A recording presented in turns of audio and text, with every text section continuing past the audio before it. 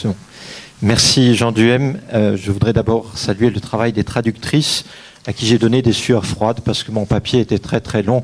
Et ce matin, je leur ai exposé un certain nombre de coupes pour pouvoir vous parler directement. Alors, l'approche que je vous propose est une approche extensive du terme blasphème. Et pour le dire d'un mot, je voudrais revenir à la République de Platon. Ceux qui ont lu la République de Platon savent que Platon envisageait d'écarter les poètes de la cité au motif qu'ils rendaient les dieux mauvais dans leurs écrits, tel Homère par exemple. Donc cette problématique remonte très très loin dans le temps, jusqu'à l'Antiquité donc. Je ne vais pas insister sur l'histoire de la chrétienté ou l'histoire de l'islam médiéval, et mon propos portera essentiellement sur le temps très contemporain, en gros les 25 dernières années, en mettant en évidence le lien qu'il y a entre les débats contemporains et une rupture qui a été introduite à la fin du XVIIIe siècle. Cette rupture, c'est la critique et la condamnation du blasphème par un certain nombre de philosophes, à commencer par Voltaire, qui, dans son dictionnaire philosophique, écrit un article blasphème dans lequel il fixe sa critique sur l'intolérance en contexte, alors majoritairement catholique, mais aussi plus largement monothéiste. Et cette critique des philosophes de la notion même de blasphème, c'est un point très très important, est passée en langue arabe. Il y a au XIXe siècle, à la fin du XIXe siècle, un premier moment de mondialisation des idées qui est très très important dans le cadre colonial et qui fait que beaucoup de notions passent en langue arabe et sont débattues dans le monde arabe majoritairement musulman. Ça, c'est quelque chose dont nous devons avoir conscience pour découvrir que ces débats ne sont pas simplement d'aujourd'hui, mais ils remontent il y a un peu plus d'un siècle. Aujourd'hui, à nouveau, ces débats sont en avant de la scène, et dans le monde majoritairement musulman, les mesures législatives ou même constitutionnelles qui ont été prises au cours de ces 40 dernières années montrent une réactivation de la notion de blasphème et de la condamnation du blasphème dans certains textes qui font référence pour ces États. Je cite l'Iran, le Pakistan, la Malaisie, l'Indonésie, et c'est en discussion aujourd'hui au Bangladesh, entre ceux qui sont pour une législation contre le blasphème et ceux qui sont contre une législation contre le blasphème. Tout ceci est porté par les affaires dont Jean Duhem a parlé, c'est-à-dire l'affaire des versets sataniques, l'affaire dites des caricatures. Et mon propos, la problématique, ce que je voudrais développer devant vous, c'est de vous dire que c'est beaucoup plus complexe qu'un débat entre Occident, démocratie libérale, et monde majoritairement musulman, qui n'est pas en général démocratique. Mais que ces débats-là touchent la société civile des sociétés majoritairement musulmanes, de langue arabe notamment. Je m'intéresserai à ces sociétés civiles de langue arabe, principalement. Alors, dans la première partie, je voudrais vous donner 3 exemples. Les cas de l'Égypte, du Liban et de la Tunisie. La criminalisation du blasphème en Égypte est relativement tardive. C'est 1981. Pourquoi ? Parce qu'il y a eu des conflits entre coptes et musulmans en Égypte. Et Sadat a eu l'idée, pour mettre un terme à ces conflits, de dire il faut qu'on arrête de s'insulter les uns les autres. Donc, une législation criminalisant l'attaque contre l'autre religion. Cette législation a été détournée puisque seules les insultes contre l'islam ont finalement conduit à des peines, alors des amendes ou des peines de prison.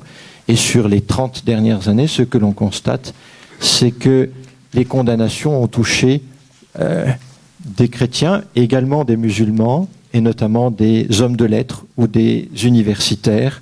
Par exemple, Nasr Hamid Abu Zaid, qui travaillait sur le texte coranique et qui a été déclaré apostat et qui a dû finir sa vie aux Pays-Bas, parce qu'il était déclaré apostat en Égypte. Ce qui est remarquable également, c'est que depuis 2 ans, donc depuis la chute de Moubarak, le nombre d'affaires de condamnation, de jugement et de condamnation de personnes pour cause de blasphème en arabe se dit isdira, ont été multipliés. Il y a vraiment eu depuis 2 ans de multiples affaires. Je vous donne quelques exemples. Adel Imam, qui est un des comédiens les plus célèbres, sinon le plus célèbre en Égypte, a été condamné pour blasphème parce qu'il a joué le rôle d'un terroriste barbu. il y a 20 ans. Et donc il a été condamné il y a 1 an et demi. Naguib Sawiris a été condamné pour blasphème parce qu'il a dessiné un Mickey Mouse avec une barbe. Al-Bassaber, parce qu'il a mis sur sa page Facebook qu'il n'était pas croyant, et a été condamné pour blasphème.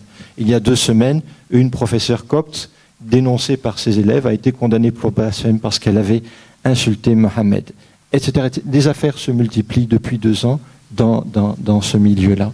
Ça, c'est la situation égyptienne actuelle. Donc vous voyez le point de départ, essayer de régler un problème entre coptes et musulmans, et le point où nous en sommes aujourd'hui, qui est cette application d'une législation qui vise essentiellement un type de population. Deuxième exemple, celui du Liban. Au Liban, il n'y a pas de législation contre le blasphème. En revanche, il y a une censure, et une censure qui est pratiquée à l'initiative, je dirais, de toutes les autorités religieuses, qu'elles soient chrétiennes ou musulmanes. Alors, les critères ne sont pas du tout clairs pour définir pourquoi on est censuré telle ou telle œuvre. Ça peut être une œuvre romanesque, ça peut être un film, ça peut être autre chose. La loi qui fait référence, c'est la loi de 1949. Et on s'est aperçu, quand une association a fait un catalogue des œuvres censurées, que nombre de ces œuvres, par exemple, avaient été censurées au motif qu'elles avaient un caractère juif. C'est ainsi que The Great Dictator, Ben-Hur, Les Aventures de Rabbi Jacob ou Schindler's List ont été censurées au Liban.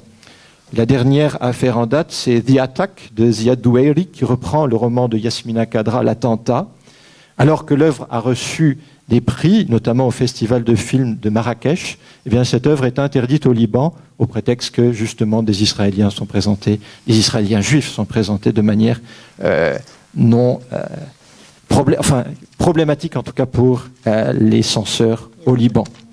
Et alors, ce sont toutes les autorités religieuses, directement ou par le biais de partis ou par le biais du Centre catholique d'information de l'Église, qui demandent et qui réclament cette censure d'un certain nombre d'œuvres écrites ou audiovisuelles. La Tunisie est un cas encore indifférent. Et vous voyez, je prends volontairement ces 3 cas. En Tunisie, il faut prendre conscience du fait suivant. Jusqu'à la chute de Ben Ali, il était beaucoup plus facile de parler des affaires religieuses, y compris de toucher le texte coranique, que de parler de Ben Ali lui-même et de sa famille. Donc là, c'était le politique qui avait été sacralisé dans le cadre d'une dictature. Le point de départ de ce mouvement-là était l'activité de Bourguiba qui a consisté à mettre au pas, à prendre le contrôle de l'institution religieuse en Tunisie.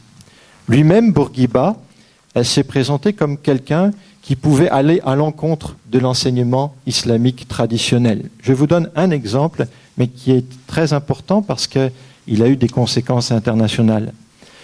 Bourguiba, on sait, certains parmi vous ont peut-être vu ces images, qu'un jour, pendant le ramadan, à la télévision, il a bu un verre de jus d'orange. Ça a été considéré comme blasphématoire par un certain nombre de ses compatriotes et coreligionnaires. Mais le point le plus important n'est pas là. C'est qu'il a osé aussi interpréter ou critiquer les interprétations littérales de certains versets coraniques, notamment le verset qui présente la transformation du bâton de Moïse en serpent. Et Bourguiba a dit on ne peut pas le concevoir comme ça.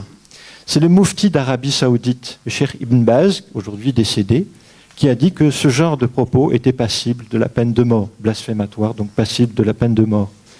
Et donc je souligne par là, si vous voulez, le fait qu'on est bien dans un débat ici intra-musulman, et pas entre Occident et Orient musulman. C'est un débat intra-musulman. Les choses ont changé là encore depuis 2011. Depuis 2011, une série d'affaires ont fait, en tout cas, les choux gras de certains quotidiens ou de certains journaux en Europe. Le film Persépolis, qui a été présenté en Tunisie, qui est un dessin animé de Marjane Satrapi. Le film La laïcité, Inch'Allah, dans laquelle la réalisatrice Nadia El-Fani revendiquait la possibilité de manger et boire publiquement pendant le ramadan.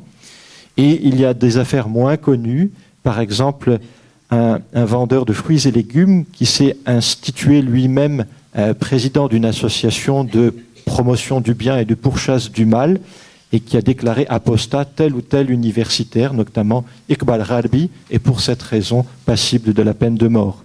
Et Adel Ilmi, ce vendeur de fruits et légumes qui est aujourd'hui un censeur en Tunisie, a l'oreille de Ennahda et intervient dans les milieux de la prison, de la police et autres. Donc c'est une personnalité qui a acquis beaucoup d'importance. Alors, deuxième point, je voudrais vous montrer que cette réalité des débats intra-musulmans est liée au transfert d'idées, de notions et de pensées de l'Europe au monde arabe majoritairement musulman. Raymond Cohen est ici. Hier, il a dit deux choses. Il a dit beaucoup de choses très intéressantes dans son atelier, mais une chose qui m'a frappé, c'est qu'il y a des différences de culture, oui, mais il y a également une mondialisation de la culture. Et c'est très très important de tenir ces deux termes dans l'attention. C'est-à-dire que les cultures ne sont pas closes sur elles-mêmes. Elles ne l'ont jamais été, mais aujourd'hui, plus qu'hier, elles sont sujettes à ces mouvements. Et c'est très très intéressant de voir ça, par exemple, à partir de l'affaire Rushdie. L'affaire Rushdie, ou l'affaire des caricatures, a permis de montrer que, en Europe même, il y avait des mondes musulmans qui condamnaient Rushdie et de musulmans qui défendaient Rushdie et les versets sataniques. Un des livres qui a fait le plus de bruit, c'est un livre qui a été écrit par une centaine d'écrivains arabes et musulmans et qui s'intitulait « Pour Rushdie », 1993, publié en France, dans lequel ces auteurs, arabes et musulmans, disaient « Nous nous référons aux principes fondateurs de la Déclaration universelle des droits de l'homme, dont a parlé Jean Duhem, et ils défendaient d'écrire librement, y compris en utilisant la satire, y compris en critiquant les écritures de référence considérées comme révélées. » Et à l'opposé de ces auteurs arabes et musulmans défendant la position de Rushdie, il y avait des personnalités, alors des personnalités du monde politique, des personnalités du monde de la presse ou de l'édition, des universitaires ou des autorités religieuses non musulmanes qui étaient contre l'attitude de Rushdie. Pas forcément pour la condamnation à mort, mais pour une attitude médiane, ni Rushdie ni Khomeini. C'est le cas du grand rabbin Immanuel Jakobowitz, qui mit dans la balance le roman de Rushdie et l'appel universel au meurtre. Je cite, « Both Mr. Rushdie and the Ayatollah have abused freedom of speech. The one by provocatively offending the genuine faith of many millions of devout believers, and the other by a public call to murder. » Donc vous voyez qu'il met dans la balance d'un côté Rushdie, de l'autre côté Khomeini. Ça, c'est très très intéressant de voir ce hiatus entre certains musulmans et certains non-musulmans par rapport au même texte de référence ici. Je pourrais citer également le cas de l'archevêque de Canterbury, George Carey, à l'époque, qui a dit à peu près la même chose. Je n'ai pas le temps, parce que le temps court très vite, mais nous pourrions remonter loin dans le XXe siècle pour trouver les sources de ces penseurs musulmans qui défendent jusqu'au bout la liberté d'expression sur les sujets les plus sensibles et les plus délicats. Deux noms simplement pour que vous les ayez dans l'oreille. Celui de Mansour Fahmi, qui en 1912 a soutenu une thèse à la Sorbonne dans laquelle il montrait que Mohammed avait s'était accordé certains privilèges qu'il n'accordait pas à l'ensemble des musulmans. Il écrit ça dans sa thèse, et ça ne l'a pas empêché d'être secrétaire général de l'Académie de langue arabe du Caire, même s'il a été très critiqué, et ça a été possible. Deuxième exemple, Taha Hussein, qui en 1925 publie un livre dans lequel il dit « Nous pouvons aller jusqu'à remettre en question l'existence d'un monsieur qui s'est appelé Abraham Ibrahim ». Ça a suscité beaucoup de bruit, mais il a pu devenir ministre de l'instruction publique plus tard et le plus grand écrivain égyptien. Donc vous voyez que cette question-là remonte loin dans le XXe siècle. Dans ma troisième partie, je voudrais insister sur un des éléments évoqués par Jean Duhem, c'est-à-dire que s'est-il passé au niveau général dans le traitement de la question du blasphème. En 2006, à la suite de l'affaire dite des caricatures de Mohammed, l'ambassadeur du Pakistan à l'ONU, Munir Akram, a déposé un amendement affirmant que la diffamation des religions et des prophètes est incompatible avec le droit et la liberté d'expression. Donc on ne peut pas. C'est quelque chose qui, pour lui, est la ligne rouge, pour lui et pour l'organisation de la conférence qui est devenue Coopération islamique, qui est la ligne rouge. Et Jean Duhem a évoqué très rapidement les débats qui ont eu lieu depuis. Vous avez un très bon article également de Blandine Chélinine-Pont, qui peut-être est là aujourd'hui, mais elle était là hier en tout cas, et qui a travaillé vraiment sur cette question-là. Il y a plusieurs questions derrière cette affirmation et cette position. Un, qu'est-ce qu'une religion? C'est une question qui a été posée depuis 2 jours. C'est-à-dire, où commence et où finit une religion? Je vois ici M. Bourquin qui en a parlé hier. 2, comment faire quand les confessions d'une religion considèrent leurs croyances attaquées par la croyance d'une autre religion, c'est-à-dire par le discours d'une autre religion? Qui blasphème qui là? 3, quels sont les critères universels permettant de fixer une limite à la liberté d'expression dans un monde où la circulation instantanée est possible?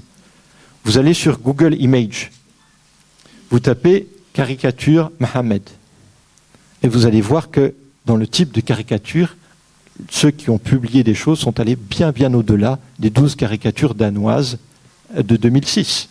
Ça ne se maîtrise plus, c'est-à-dire la technologie fait qu'on ne maîtrise plus ce qui est contenu.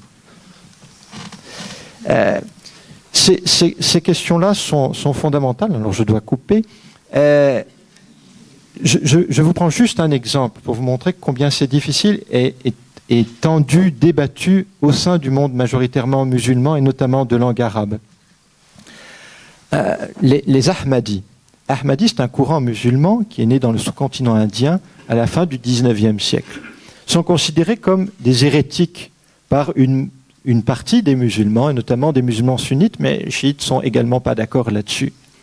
Et les Ahmadis sont la première communauté musulmane qui a été reconnue comme telle, avec la possibilité de bénéficier d'un impôt en Allemagne aujourd'hui.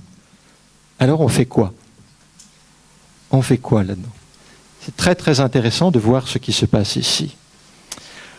En régime démocratique, ce que l'on voit, c'est que le substrat sociétal et le poids des groupes de pression participent de la configuration des lignes du permis et de l'interdit. Peu après l'élection de Tony Blair, et alors même que la menace d'un attentat pesait toujours sur Salman Rushdie, le ministre de l'époque, Jack Straw, a envisagé d'étendre la législation sur le blasphème à d'autres confessions que l'anglicanisme, ce qu'avait déjà demandé l'archevêque de Canterbury, Robert Ramsay, en 1989. Plusieurs votes ont eu lieu à la Chambre des communes en Angleterre, et cette législation, cette extension de la législation sur le blasphème a été refusée, mais parfois, à une voix près. À une voix près. En Irlande, la condamnation du blasphème a été légalisée pour toute religion en 2009, ce qui va à l'encontre de la demande européenne ici. Et en France, 2 députés, au moment de l'affaire des caricatures, ont demandé de restreindre la loi sur la liberté de la presse pour surmonter le vide juridique relatif au blasphème. Alors, on voit ici que dans ces démocraties libérales, il y a des buts témoins de la législation du blasphème héritée, et ça travaille encore le corps politique. Je suis sûr que si on faisait ici, dans cette assemblée, une enquête, pour ou contre, il n'y aurait pas forcément une unanimité sur la question, ce qui montre que ça travaille encore le corps citoyen et civique. Je conclus. Cette très rapide exploration de la problématique du blasphème et de la liberté sur un quart de siècle permet 3 mises en perspective. La première idée que je voulais que vous reteniez, c'est que en Europe, dans la majorité des démocraties libérales, il y a des intellectuels, des chercheurs, des hommes de religion qui défendent la possibilité d'une législation contre le blasphème. Et dans le monde arabe majoritairement musulman, il y a des personnes, hommes de religion, intellectuels, universitaires, étudiants ou autres, membres de la société civile, qui au contraire réclament l'abolition de la législation sur le blasphème. Ça c'est intéressant de voir ces 2 choses. On n'est donc pas ici dans un affrontement de civilisation ou culturel. C'est quelque chose de beaucoup plus profond. Et je vous donne un exemple pris dans l'actualité qui montre combien la réflexion est en cours dans le monde arabe majoritairement musulman. À la fin de la semaine dernière, Youssef El-Qaradawi, qui est le président de l'Union mondiale des oulémas et le président du Conseil européen de la fatwa, donc vous voyez, Union mondiale des oulémas et Conseil européen de la fatwa, a dit, voyant qu'il y avait une montée de pression du côté des Égyptiens, vous n'avez pas le droit de vous soulever contre le président égyptien, non pas seulement parce qu'il a été élu démocratiquement, ce qui est un fait, mais parce que tant qu'il ne devient pas un kafir, c'est-à-dire un mécréant ou un hérétique, c'est interdit religieusement de se soulever contre lui. Et dimanche, il y a eu des millions d'Égyptiens, y compris musulmans, qui ont débordé ça, qui n'ont pas retenu cet interdit religieux. Cet interdit religieux avait été posé. Deuxième idée, on voit bien ici que l'interdit posé sur les espaces sacralisés religieux résulte d'une activité nourrie de la part des responsables religieux. On pourra développer pendant la discussion. Et la troisième idée, c'est que en Europe même, dans les démocraties libérales, ces questions de liberté d'expression et de rapport au respect restent encore très travaillées. La décision qui a été prise par l'Union européenne, c'est non pas de défendre le respect des religions ou des croyances, mais des croyants, c'est-à-dire des individus, et non pas des religions, parce que cela relève de la conviction générale. Je vous remercie.